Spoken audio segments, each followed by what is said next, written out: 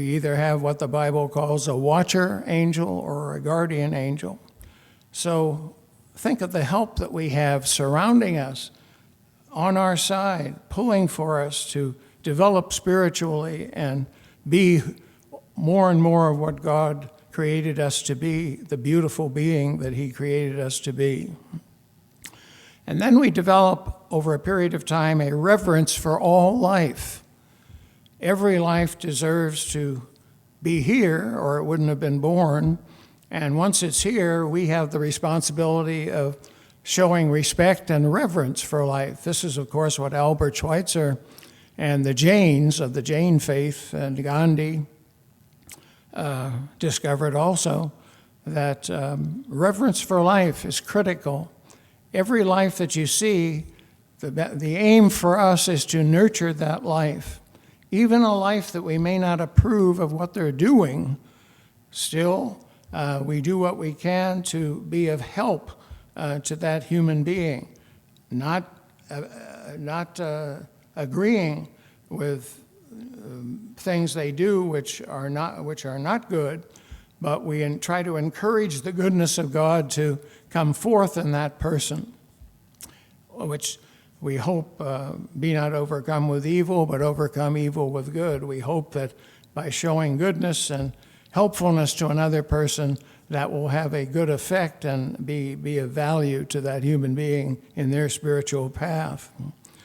And then the inclusive love for all creation, so that reverent love and nurturing that we would give to another human being, that also has to be extended to all the kingdoms of nature, because God created them and loves them just as much as he does us. I always call that moment aiming for win-wins, which is a kind of a difficult concept for many people at this point now. But I predict in 25 years or maybe less, who knows the timing, there'll be games created where you'll have win-win games. Very interesting. Now we're in a win-lose, or a lose-lose, which is even worse. But in the midst of joys and sorrows, we do our best to love God with all our heart, soul, strength, and mind, and love one another. And that is the essential Christ message. So there you have that aspect of what Questhaven stands for. And Reverend Flowery Newhouse and Lawrence and all the people who preceded us in building this wonderful ministry, that I think would be the teaching that they would tell you if they were here today. Now we come to the developing of character. And it's funny, a word, when you say it, has sound value. It's like music. So I was thinking, we have the typical ABCs of character, and those are very important, but there are nuances. The alphabet is like a keyboard of music. When you begin to vocalize it, or sing it, or say it, or put different sounds of different words together, the vowel sounds and the consonant sounds create a kind of music in that alphabet. And so I sat down, and many of these aspects of character in the alphabet are among the beautiful teachings of this ministry.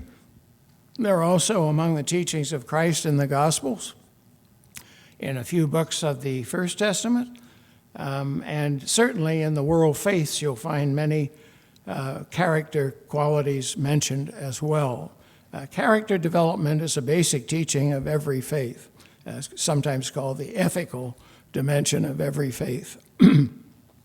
But I wanted to just put these on 2 sheets for you. And here's how I might suggest. We're not going to go through all those today, but if you wake up in a given morning, take a letter that comes to mind, a sound. A.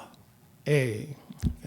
And in this case, you look and you find what are the soul qualities, the Christ qualities that I would like to develop more in my life. And you have several here that come under the A grouping. adoration, aspiration, alertness, attention, affection, attunement, action. And then what happens sometimes is that one connects with another, and you begin, instead of having a single note of music, you begin to develop chords of melody and music. So these just came to me in doing this.